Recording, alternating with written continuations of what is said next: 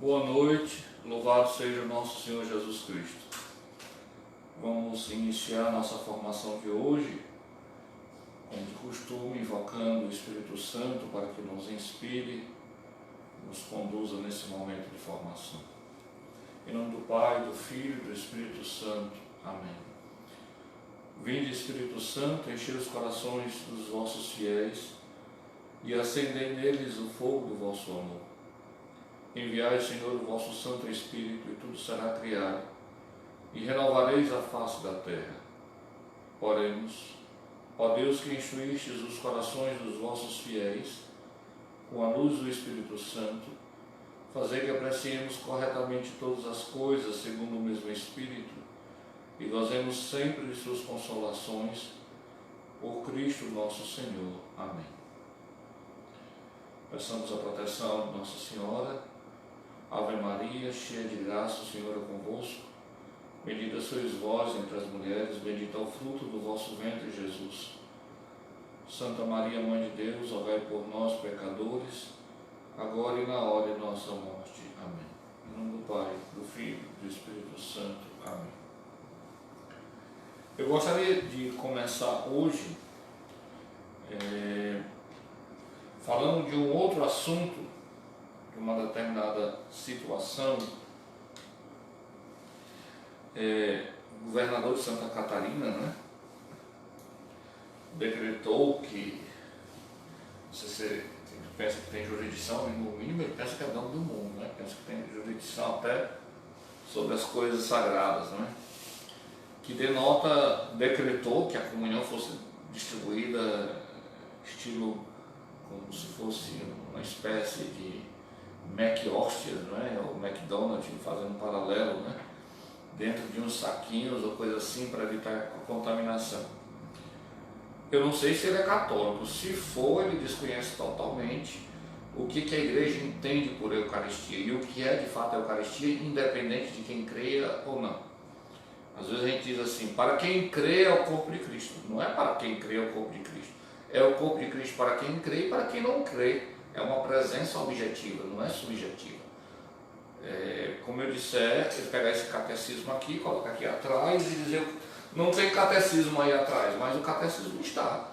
Independente que eu creia ou não, Jesus é presente eucaristicamente, uma vez consagrado. Bom, se ele tem esse entendimento ou não, eu não sei, mas no mínimo, mesmo que ele não seja católico, é uma intromissão num terreno que não é dele. Mas o que eu quero comentar, porque alguns católicos ficaram apavorados, porque já que as igrejas foram fechadas por determinação das autoridades civis, então acharam também que a Eucaristia poderia ser tocada por determinação civil. As coisas têm limites. Fechar templo é uma coisa, porque para isso existe a comunhão espiritual. Em tempos e situações difíceis, a comunhão espiritual, claro que nunca é como a comunhão sacramental, mas ninguém vai ser condenado ao inferno porque deixou de comungar sem ter culpa própria. Então a comunhão espiritual substitui, e ninguém comete pecado mortal.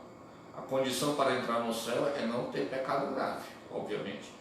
E mesmo se cometer algum pecado grave, pode também alcançar o perdão dos pecados pela contrição perfeita, se não se pode confessar. Então não tem desculpas. E é por isso mesmo que a igreja aceitou fechar as igrejas. A igreja, com I maiúsculo, aceitou fechar as igrejas, com I minúsculo, os templos. Mas a Eucaristia é simplesmente intocável. Eu postei no Facebook exatamente não para expressar o medo que a Eucaristia seja tocada, porque disso eu não tenho medo, enquanto depender da igreja. Claro que em tempos de perseguição a igreja pode ser invadida, profanada, mas no que depende da igreja, a Eucaristia jamais será tocada.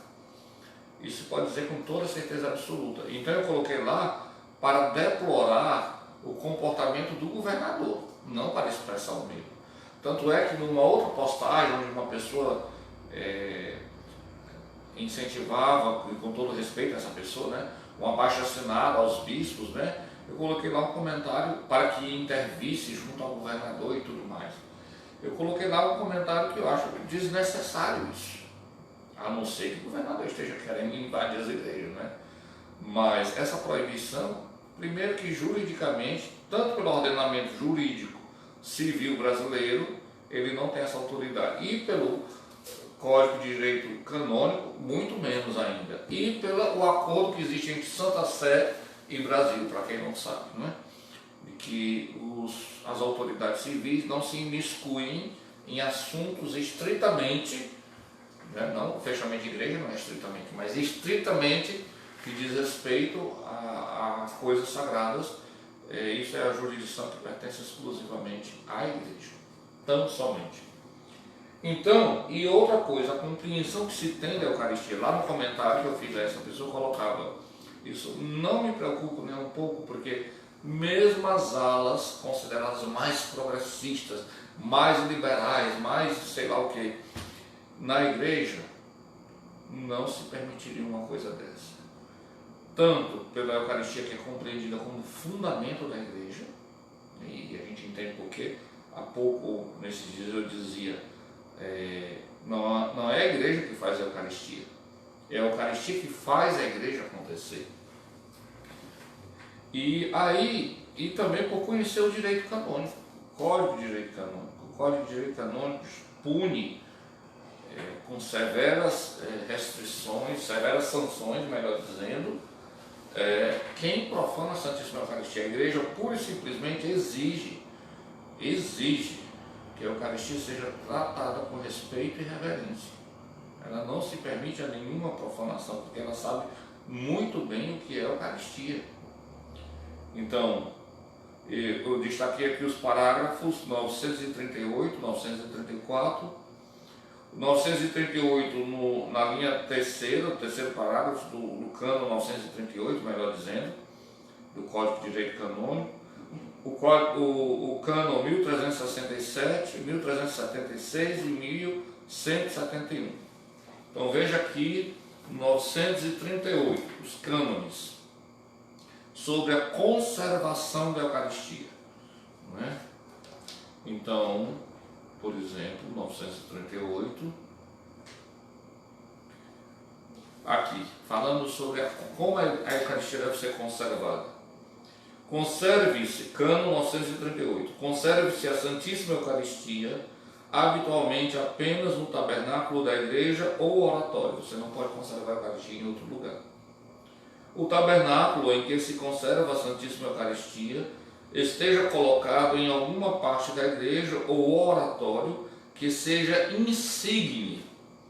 Insigne quer dizer um lugar de honra, um lugar central, um lugar onde se possa ficar destacado, que não necessariamente, literalmente no centro, mas um lugar que esteja à vista de todos e que se saiba que ali é a capela do Santíssimo, ou onde se conserva o Santíssimo Sacramento.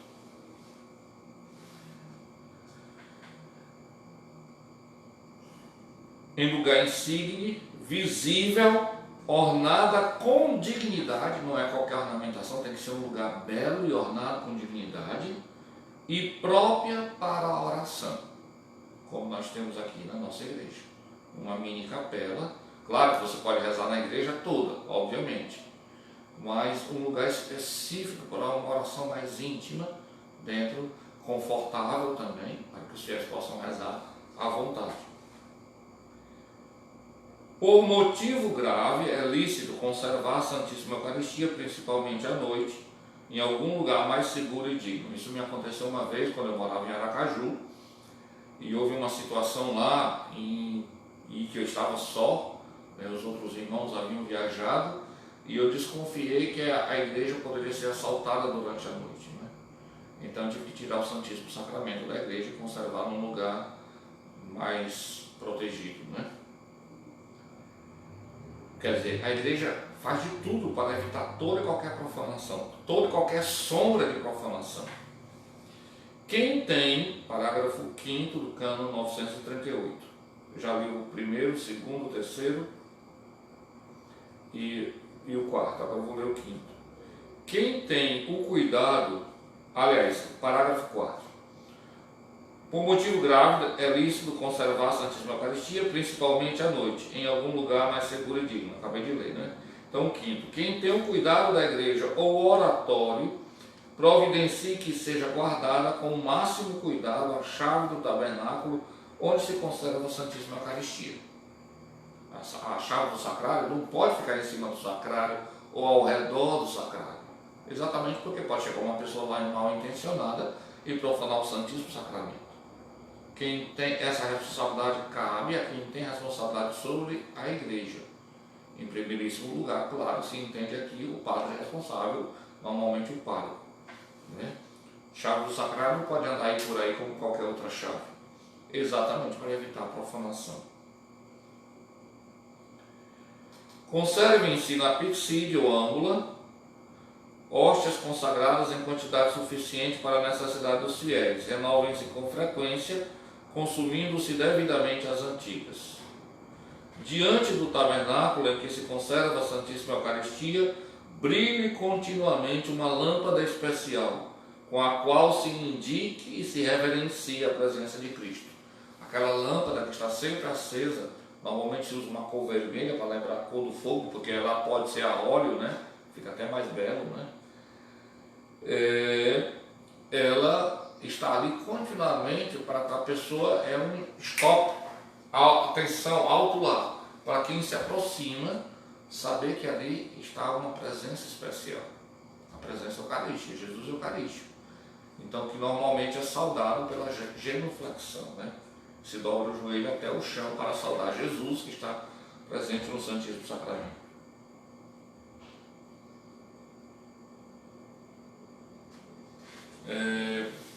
Depois, no Cânon 934, fala sobre o testemunho de fé.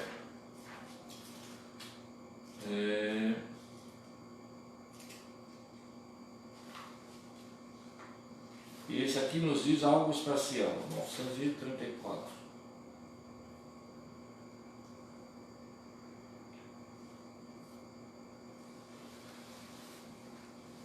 Ainda sobre a conservação também, né? A Santíssima Eucaristia deve se conservar na igreja catedral, parágrafo 1º, ou na igreja a ela equiparada, como a igreja abacial, no mosteiro, né? Em todas as igrejas paroquiais e ainda na igreja ou oratório anexo a uma casa de instituto religioso, como aqui em casa nós temos a capela com o Santíssimo Sacramento, ou de sociedade de vida apostólica. Parágrafo 2.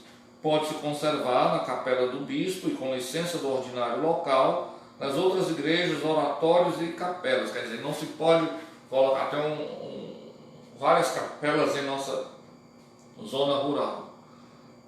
Somente uma capela até agora tem o Santíssimo Sacramento, porque precisa-se reunir as condições não só físicas, mas espirituais, morais, segurança, inclusive física, para se conservar o Santíssimo Sacramento. Aí se tem a licença do bispo, se o bispo der a licença. Não é assim de chegar lá e botar o Santíssimo em qualquer lugar, não. Ou de qualquer jeito, ou de qualquer forma, ou mesmo que tenha um lugar digno, precisa dar licença do ordinário local. O ordinário local é a palavra da pessoa. O direito define quem tem autoridade máxima em determinada região, no caso de uma diocese, o bispo. Nos lugares em que se conserva a Santíssima Eucaristia, deve sempre haver alguém que cuide dela, e na medida do possível um sacerdote celebre missa aí pelo menos 2 vezes por mês. No Cânon antigo, de 1917, pelo menos 1 vez por semana. Agora, pelo menos 2 vezes por semana, quer dizer, a cada 15 dias. As nossas capelas, na que tem o Santíssimo Sacramento e mesmo nas outras, os padres se viram em 30, né, que eu já expliquei que são 16 comunidades, né, sempre tem 2 vezes ao mês a Santa Missa.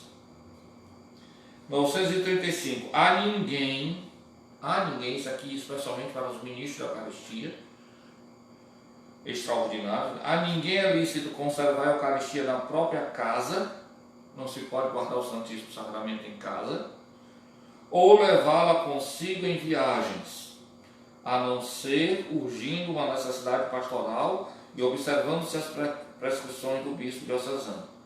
Ah, padre, quer dizer que aí os ministros podem levar bem ali para a zona rural quando eles vão fazer a celebração da palavra? Obviamente que pode, porque isso é uma necessidade pastoral. Mas andar com o Santíssimo Sacramento para cima e para baixo, nem os sacerdotes podem. Ninguém pode andar com o Santíssimo Sacramento para cima e para baixo. Ah, vou agora guardar Jesus aqui comigo, andar com ele para cima e para baixo para me proteger de todos os males. Isso não existe. A ninguém é lícito conservar a Eucaristia na própria casa ou levá-la consigo em viagem. Vou levar comigo dentro do avião, que vai que este avião cai, eu já estou aqui com Jesus, agora vamos engolir. Isso não existe. A ninguém é lícito conservar a Eucaristia na própria casa ou levá-la à cidade pastoral e observando-se as prescrições do bispo diocesano, conforme as regras impostas pelo bispo. Né? Normalmente não se leva a Eucaristia dentro de um carro, as pessoas conversando de qualquer maneira. É importante que se evite levar dentro de ônibus ou de lugares onde as pessoas não têm consciência do que você leva, se tiver que levar num transporte. Exatamente para evitar todo e qualquer perigo de profanação.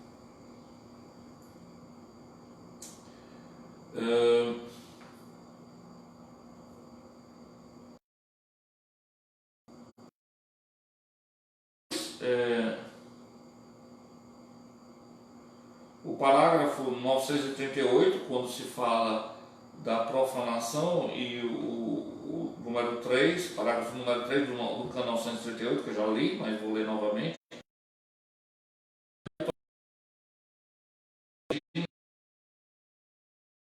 Bom, nós temos uma falha no nosso tabernáculo, na nossa palavra, que ele pode ser tirado do lugar. Normalmente não deveria ser assim. Construída e não transparente. Se a gente pode ter vidro à prova de bala e até de uma certa beleza. Porque tudo aquilo que pode facilitar, então se você vê que tem uma âmbula dentro do sacrário, se o sacrário for transparente de ouro, é claro que são de ladrões que podem profanar o Santíssimo Sacramento. Esse deve ser um dos motivos, embora não se diga explicitamente, que o sacrário não deve ser transparente. Porque por si mesmo, sendo, por exemplo, de vidro, de um vidro sólido, à prova de bala e tudo, e sendo inamovível, poderia ser. Né? Então a única explicação louvável, porque pelo menos que eu encontrei, é esta. Né? Não pode ser transparente e de tal modo fechado que se evite o mais possível o perigo de profanação. Eu estou dizendo tudo isso porque depois eu vou explicar por que eu estou dizendo isso. Veja como a igreja age com cuidado com o Santíssimo Sacramento. E de tal modo fechado que se evite o mais possível o perigo de profanação. Depois o parágrafo 1367. No parágrafo 1367...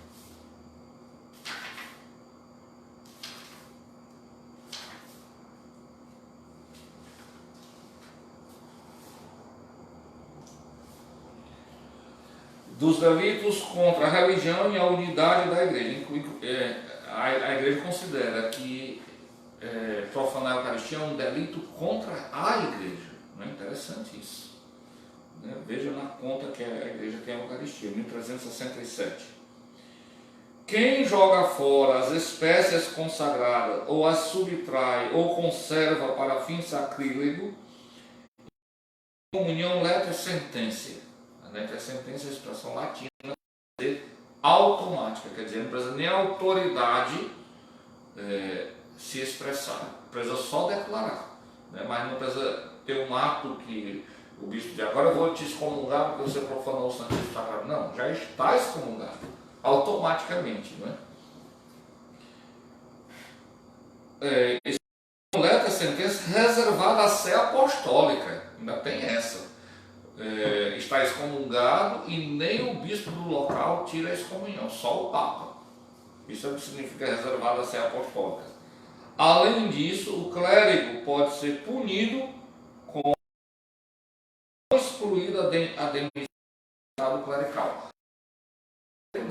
sacerdote, o presbítero, né? E se ele tiver profanado propositadamente, com a intenção de profanar, não se exclui. Se tiver excomungado, já perdeu também o estado clerical, obviamente, né? Vai tudo junto. Né?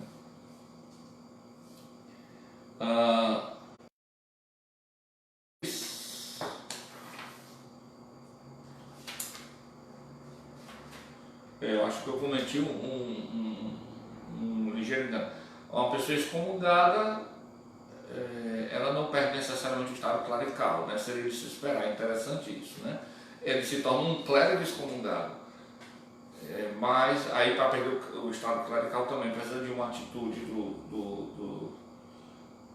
da autoridade competente, como se diz no direito. O Cânone 1376 diz: quem profana coisa sagrada, móvel ou imóvel, seja punido com justa pena. Né? Essa justa pena não exclui a excomunhão, dependendo da gravidade. 1171 ainda vai falar, voltando um pouco, 1171.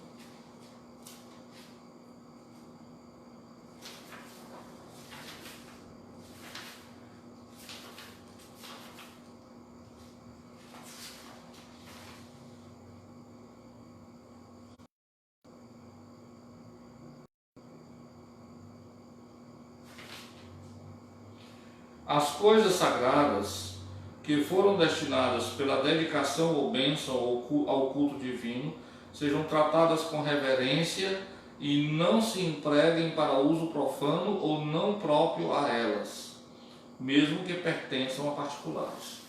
Quer dizer, se você tem um objeto sagrado na sua casa, e se aquele objeto sagrado, por exemplo, construiu uma capela na minha fazenda, e aquela capela foi abençoada, mesmo sendo de uso particular, a não ser que você queira mudar o uso, aí você reduz a profanação, né? E aí vai ficar profanado, aí pode ser. Mas mesmo sendo de uso particular, você mesmo, que é o dono do lugar, não pode profanar, sob pena de sofrer as sanções da igreja. Interessante isso. Por que eu estou dizendo isso? Porque se deduz logo, a igreja, mesmo as alas mais progressistas, mais liberais da igreja, jamais permitiriam que a Eucaristia fosse entregue daquela forma. Por quê? Mesmo que alguém ousasse fazê-lo, né, aquela maluquice que o governador de Santa Catarina disse, incorreria nessas penas aqui. Agora me diga qual clérigo, liberal ou não, por mais liberal que seja, quer incorrer, qual padre doido ou bispo maluco que vai querer distribuir a Eucaristia naquelas condições como o governador apresentou. Que se exija que higiene as mãos, que os fiéis só comunguem nas mãos, ou que faça assim, ou que faça assado, que se evite tocar na pessoa. Tudo isso pode ser dito. Agora, tocar na Eucaristia diretamente, aí não.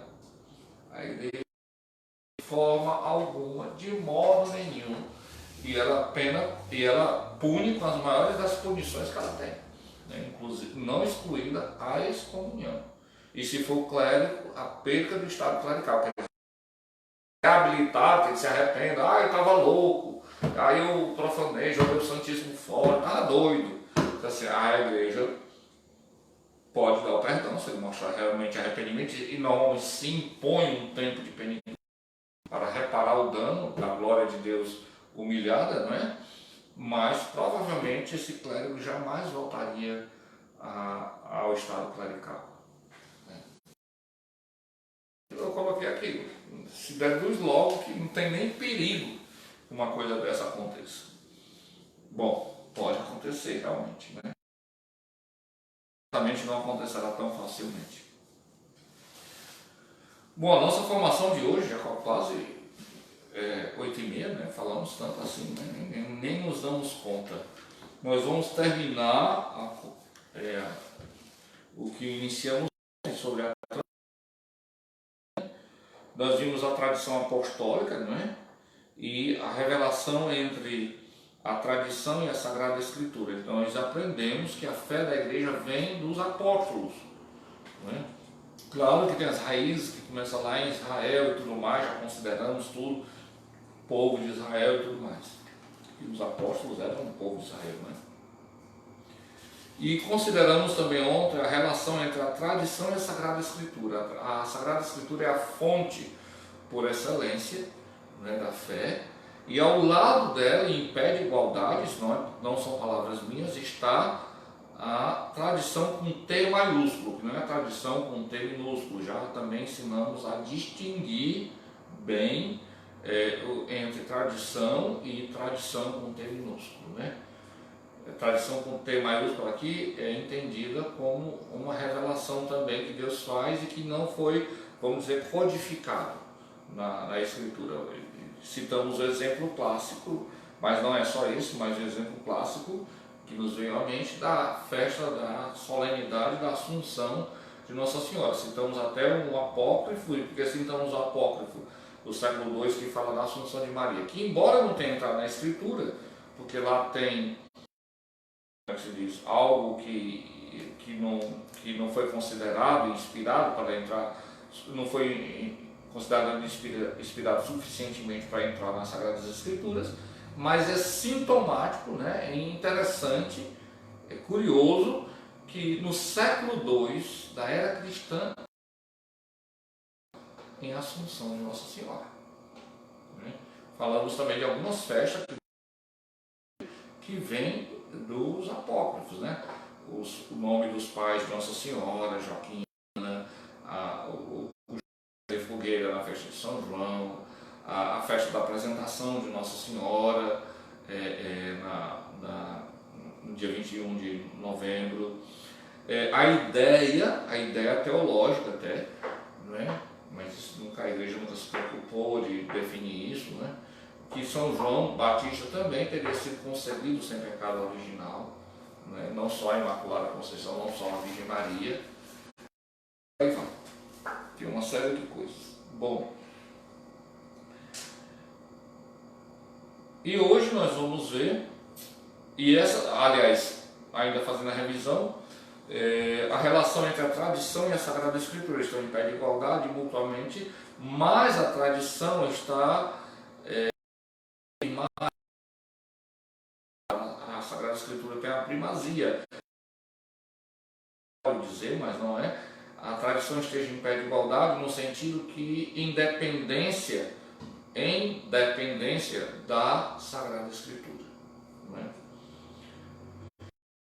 Nossos irmãos separados, aí você entende porque que, também dizíamos ontem, porque que os irmãos protestantes ficam o tempo todo, mas isso não tem na Escritura. Aí o católico pensa que a igreja, né, tem algo que não tem na Escritura, então está errado, então a igreja inventou um bocado de coisa. Essa Assunção de Maria, então, foi a invenção da igreja. E ele não sabe argumentar, o católico, que tem essas duas fontes de revelação, embora a tradição tenha que estar ligado à Sagrada Escritura. Por isso que a expressão própria do protestantismo clássico é sola Scriptura, né? A expressão latina, somente a Escritura. A igreja diz o contrário, não é só a Escritura, mas a revelação que Deus faz de si, é o que nós estamos tratando, também se dá na tradição. E a formada a partir da tradição, que se torna a palavra escrita, ela existia a tradição oral. Então os protestantes entraram num beco sem saída, não é? Eles num beco sem saída, né? Foram inventar essa história de sola Escritura, né? Isso é uma tese de Lutero central no protestantismo, né? Só que depois ele descobriu, mas como foi que isso aqui se formou? Depois, que a igreja chama de tradição com T maiúsculo. Exemplo do cavalo de batalha era o evangelho, né?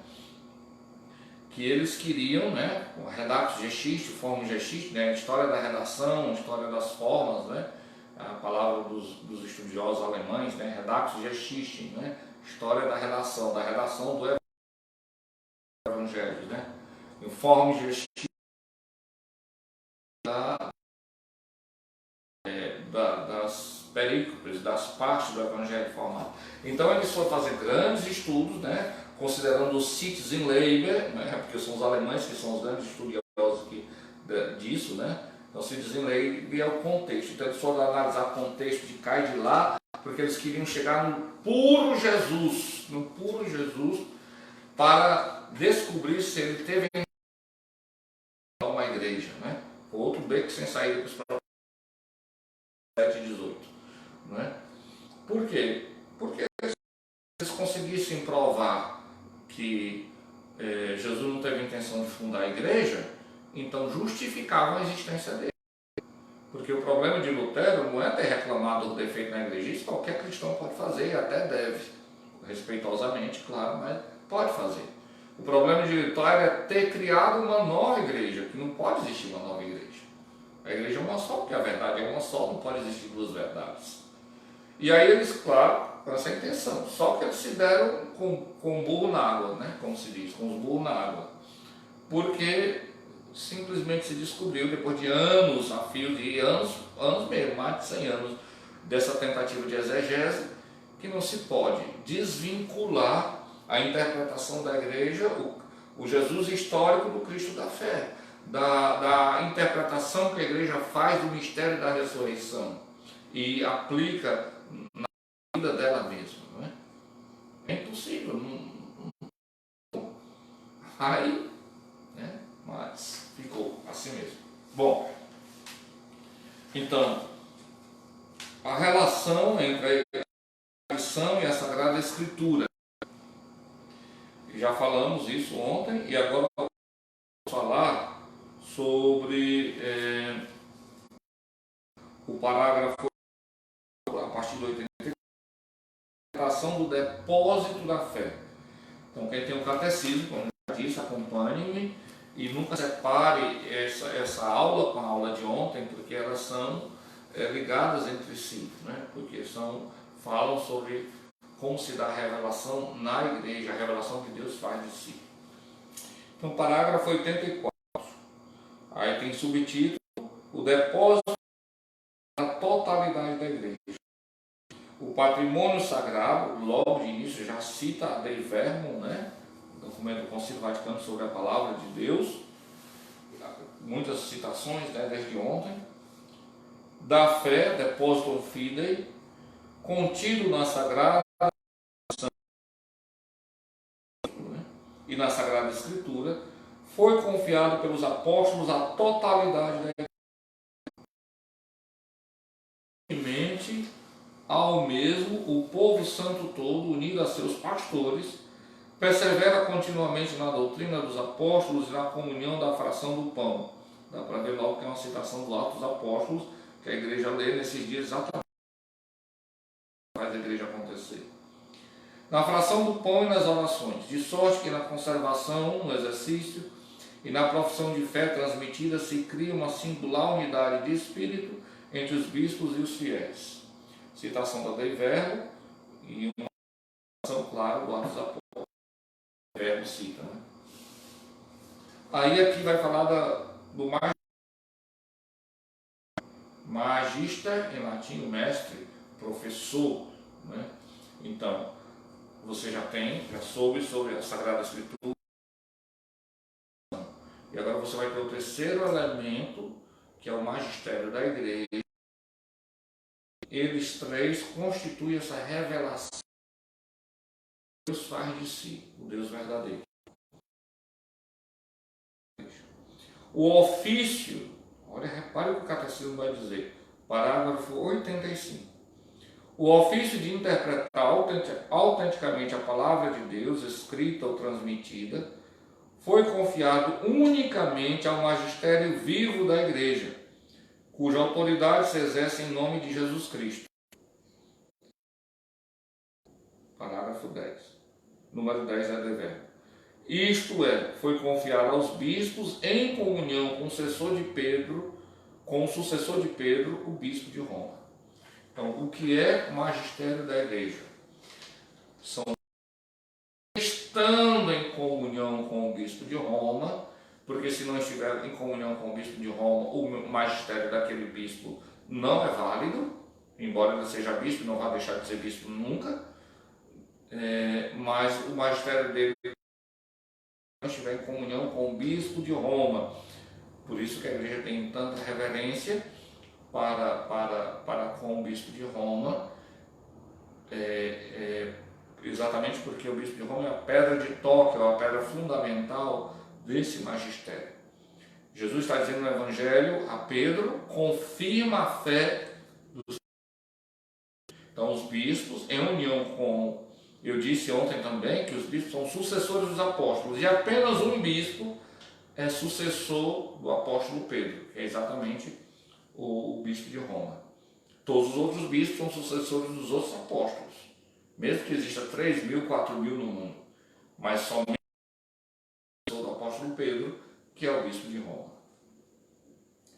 Então, vou ler novamente. O ofício de interpretar, essa expressão, o ofício de interpretar, é porque Lutero, lá no século XVI, a igreja teve que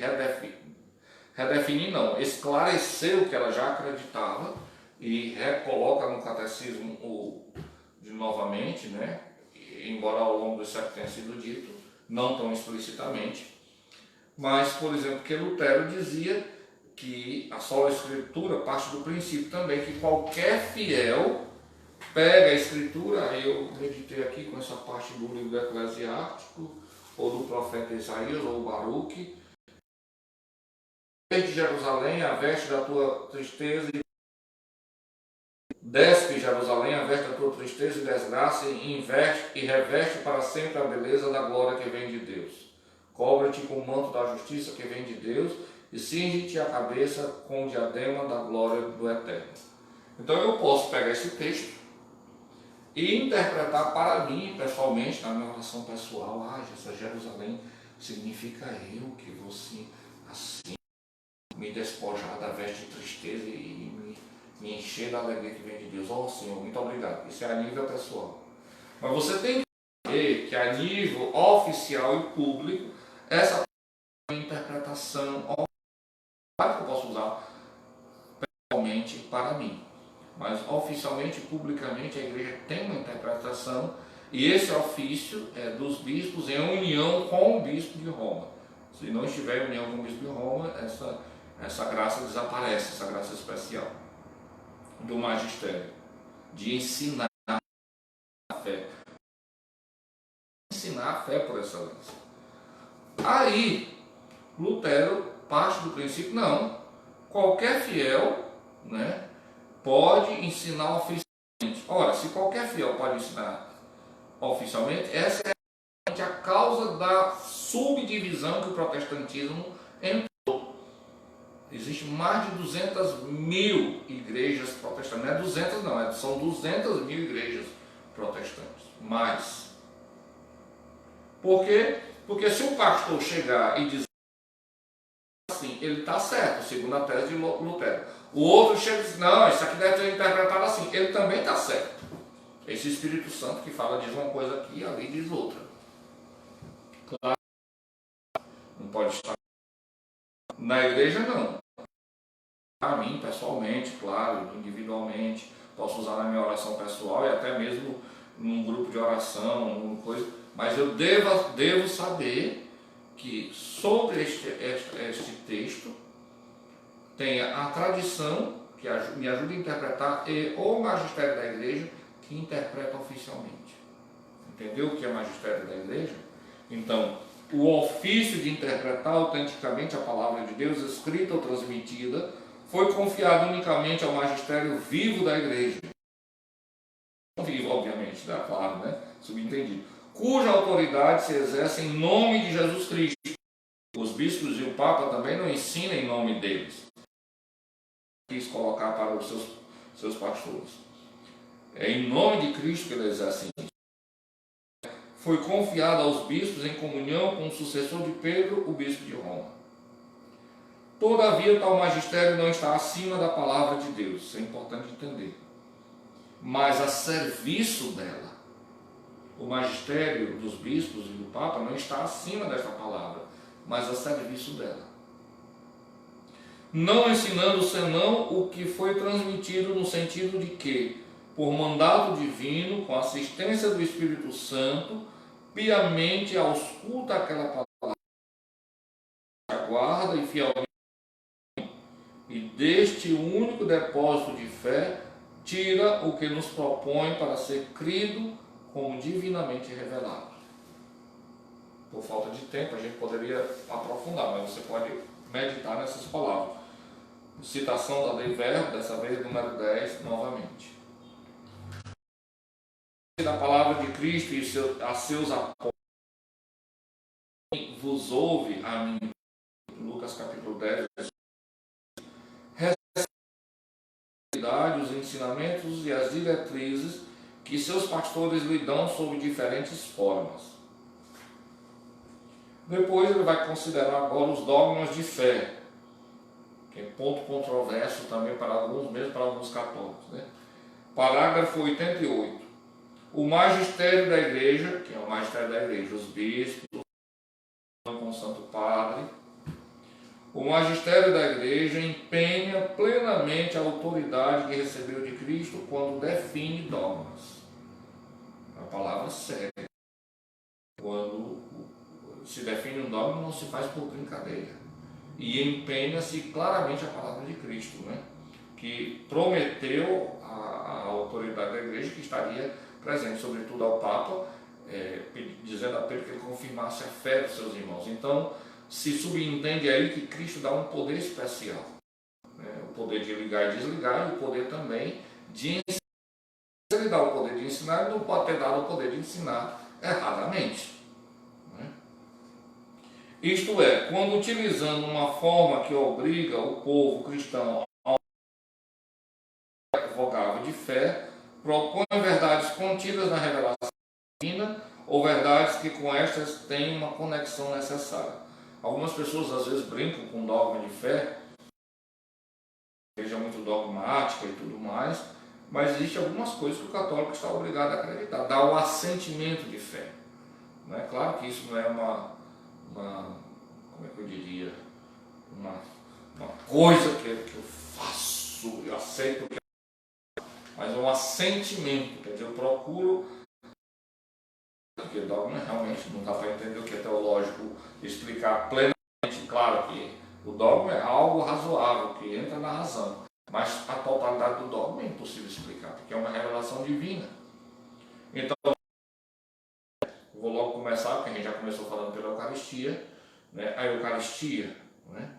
A presença real de Cristo é um dogma de fé. Quem não acredita ou acha que é um simbolismo está fora da comunhão da fé católica. Sério isso, né?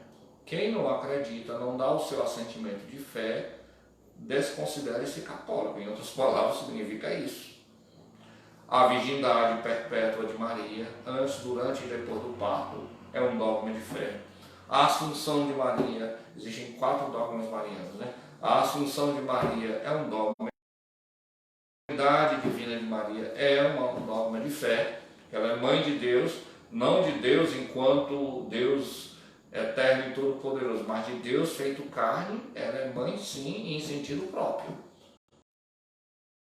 Ela é verdadeira mãe.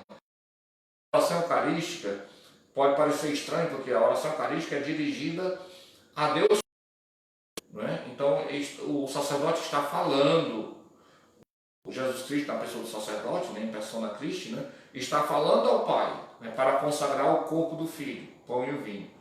Quando ele se refere à Virgem Maria, ele não diz a Deus, estejamos no céu com a vossa mãe. Não é mãe de Deus enquanto Deus é eterno e todo-poderoso.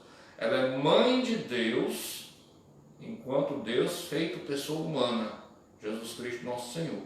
Então por isso se fala com Deus a respeito de Maria, que é mãe de Deus, mas não se diz a ele que ele tem uma mãe, porque nem Maria pode ser mãe de Deus nesse sentido.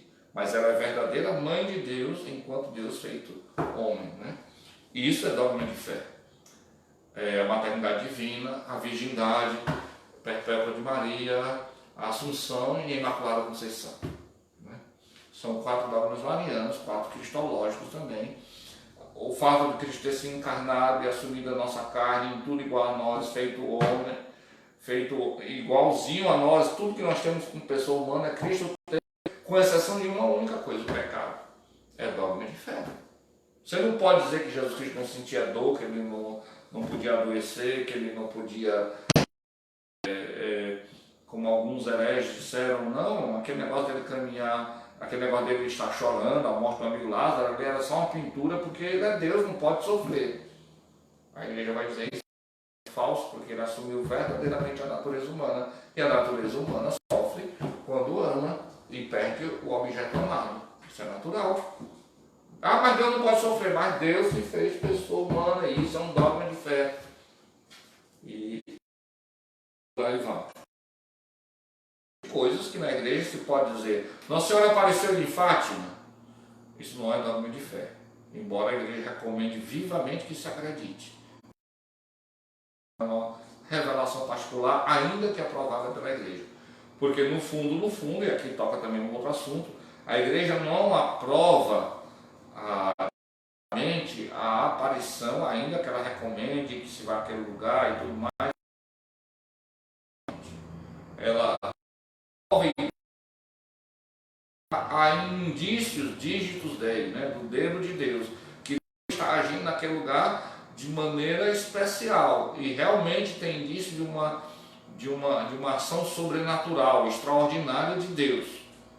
Mas quem diz o que são os videntes, não é a igreja. Os videntes dizem, eu vi Nossa Senhora, ela apareceu assim de branco, tudo mais, não sei o que. A igreja vai estudar, vai analisar, às vezes durante anos a fio, né? Vai pesquisar, vai rezar, vai não sei o que, o magistério da igreja, o Papa e tudo mais, e os responsáveis, até chegar a uma certeza moral e dizer, não, realmente ali tem indícios que realmente Deus, e é uma certeza moral e até de fé, que a gente creia que realmente Maria apareceu ali, que a Virgem Maria apareceu ali. Porém, quem diz o que viu é quem viu, né? Entenda, né? Então a igreja aprova o que estão dizendo, não que ela tenha visto também. Essa é a autoridade da igreja. Porém, se a igreja não disser que não faça o culto público, então a igreja também não erra nisso. Ou a aparição de Padre Munialo, né? Do Sagrado Coração de Jesus, de Santa Margarida Maria, não é? Ele estudou. É verdadeira. Mas quem viu? Quem viu foi a Santa Margarida Maria. Ela foi que Nosso Senhor apareceu. Ele vai analisar o que ela disse, o que ela pensou, a situação da época e tudo mais, até chegar à certeza e confirmar, não, realmente é de divino. Né? Há uma conexão orgânica entre o espiritual e os dogmas, diz o texto aqui, parágrafo 89. Os dogmas são luzes no caminho de nossa fé que o iluminam e tornam seguro. Na verdade, se nossa vida for reta, nossa inteligência e nosso coração estarão abertos para acolher a luz dos dogmas da fé. Belo isso, não? Na verdade, se a nossa vida for reta, a inteligência humana tem dificuldade em alcançar a inteligência de Deus, né? Se a nossa vida for reta, nossa inteligência e nosso coração, quer dizer, a nossa alma, estarão abertos para acolher a luz dos dogmas da fé e terá menos dificuldade, né? Isso, em outras palavras, o que se deduz aqui, né? Conferir João capítulo 8, versículo 31 a 32. Depois, parágrafo 90, os laços mútuos e a coerência dos dogmas podem ser encontrados no conjunto da revelação do mistério de Cristo. Concílio Vaticano II, Concílio Vaticano I, uma citação do Concílio Vaticano I. Desinger, que é aquele monumental documentário das afirmações dogmáticas, né? No número 3016, Nexus Mysteriorum. Entre os mistérios, da fé, né? Existe uma ordem ou hierarquia das verdades da doutrina católica, já que o nexo delas com o fundamento da fé cristã é diferente.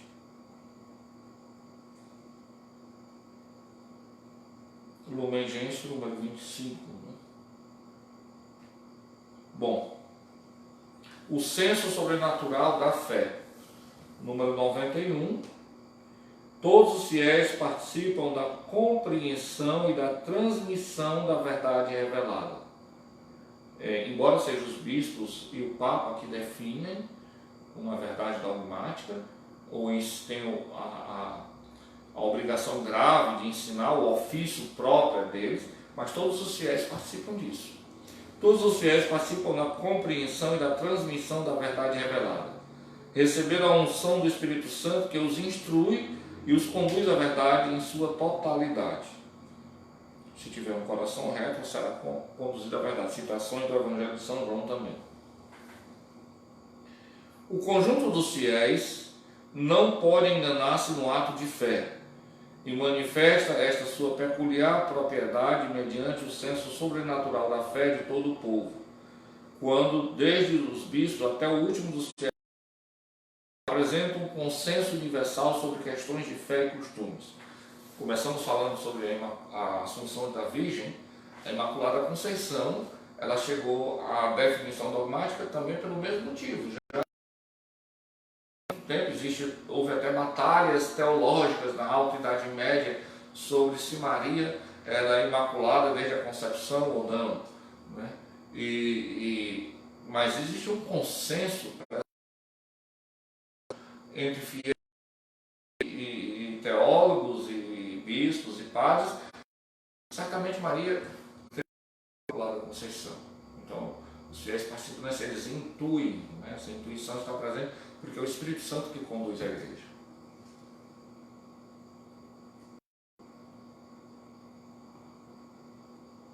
Por este senso da fé é citado e sustentado pelo Espírito da verdade, o povo de Deus, sob a direção do Sagrado Magistério, sobre a direção do Sagrado Magistério, quem é o Magistério? Bispos unidos ao Santo Padre.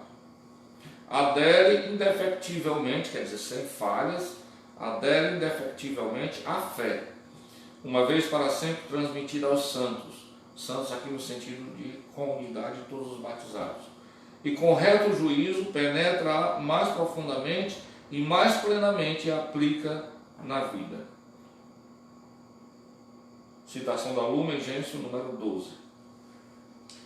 O crescimento da compreensão da fé, que são o último parágrafo dessa parte. Graças à assistência do Espírito Santo, a compreensão tanto das realidades como das palavras do depósito da fé pode crescer na vida da igreja. Aí aqui tem uma citação de São Gregório Magno, né? O grande biógrafo de São Bento, né? E grande teólogo também, Papa, né? Ele vai dizer: pela contemplação e estudo dos que creem, nós devemos contemplar e estudar tanto quanto nos é possível as coisas da fé, né? Pela contemplação e estudo dos que creem, os quais as meditam em seu coração, em especial a pesquisa teológica, que aprofunda o conhecimento da verdade revelada. Pela íntima compreensão que os fiéis desfrutam das coisas espirituais, divina eloquia com legente crescunte, as palavras divinas crescem com o leitor. E à medida que eu medito nisso, né, nos mistérios da fé, vai crescendo dentro de mim esse mistério de fé e a revelação divina. Pela pregação daqueles que com a sucessão episcopal receberam um carisma seguro da verdade, né? Já Gregório Magno falando sobre do magistério dos bispos, né? Fica, portanto, claro que, segundo o sapientíssimo plano divino, a Sagrada Tradição, com T maiúsculo, a Sagrada Escritura e o Magistério da Igreja, aliás, os três estão escritos com letras maiúsculas: Sagrada Tradição, Sagrada Escritura e o Magistério da Igreja, estão de tal modo entrelaçados e unidos que um não tem consistência sem os outros, e que juntos, cada qual a seu modo, sob a ação do mesmo Espírito Santo, contribui eficazmente para a salvação das almas. Então, nós compreendemos e o que é agora, como é que a revelação, como é que Deus se mostra à humanidade e como essa revelação se dá na igreja. Então, você precisa guardar algumas palavras, né? O sentido de Sagrada Escritura, que nós temos aqui, né? Você precisa esses o que é, como é que se diz, a tradição. E tradição não é simplesmente a tradição, tradições.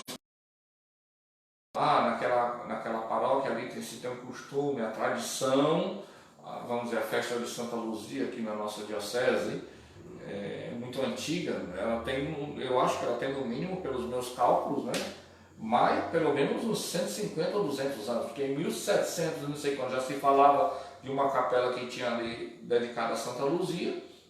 Então, contando todo esse tempo que era capela, se tornou paróquia, se tornou diocese e tudo mais, dá mais ou menos, pelo menos uns 200 anos, ou 150 anos para 200 anos.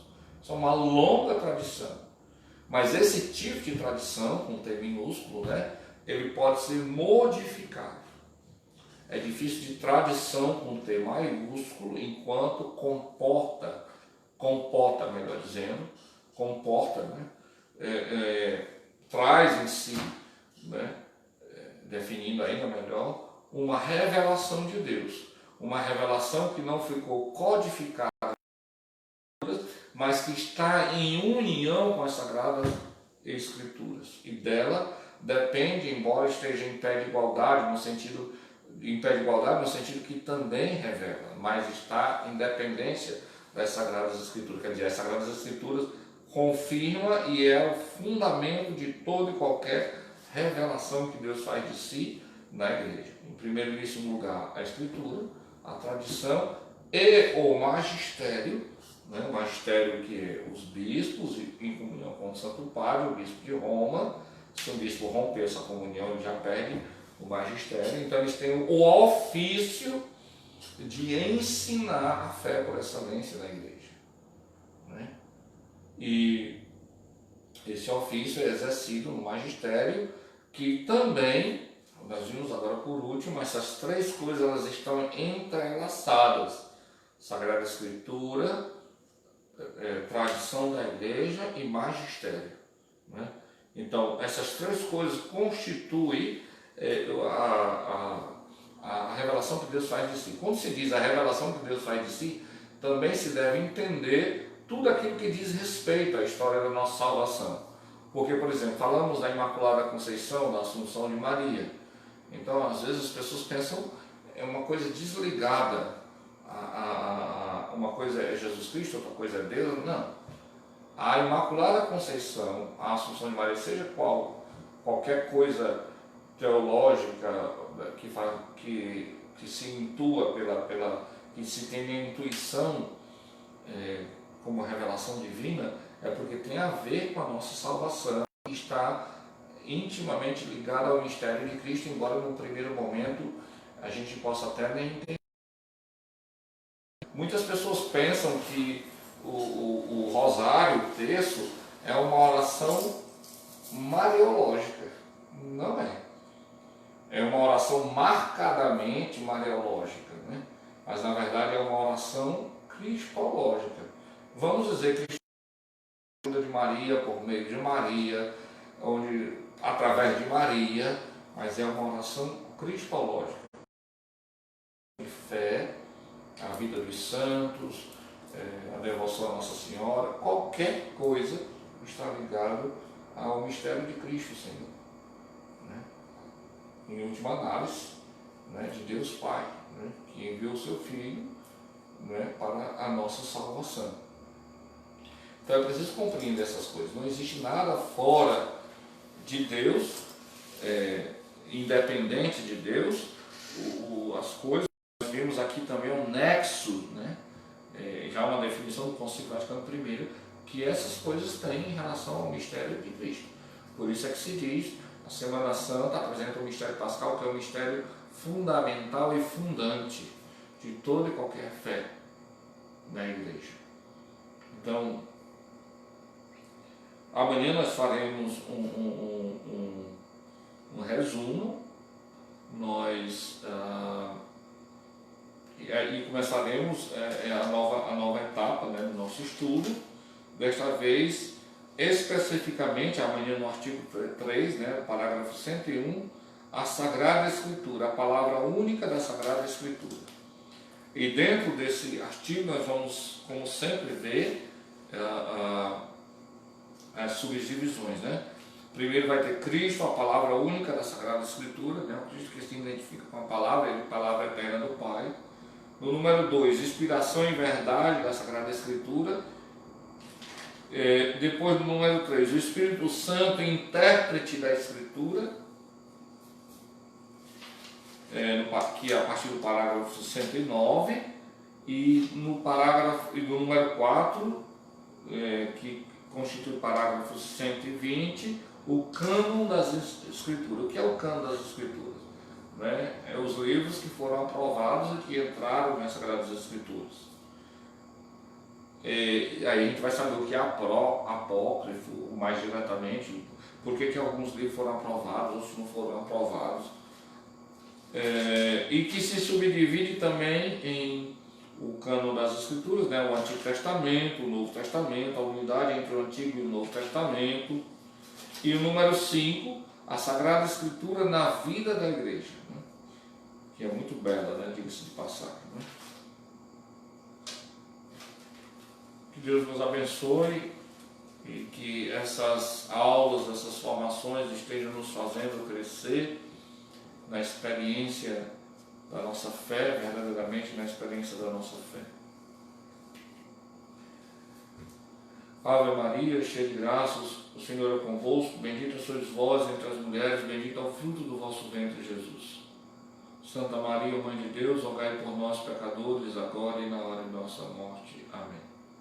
A bênção de Deus Todo-Poderoso, Pai, Filho e Espírito Santo, desça sobre vós e permaneça para sempre. Amém.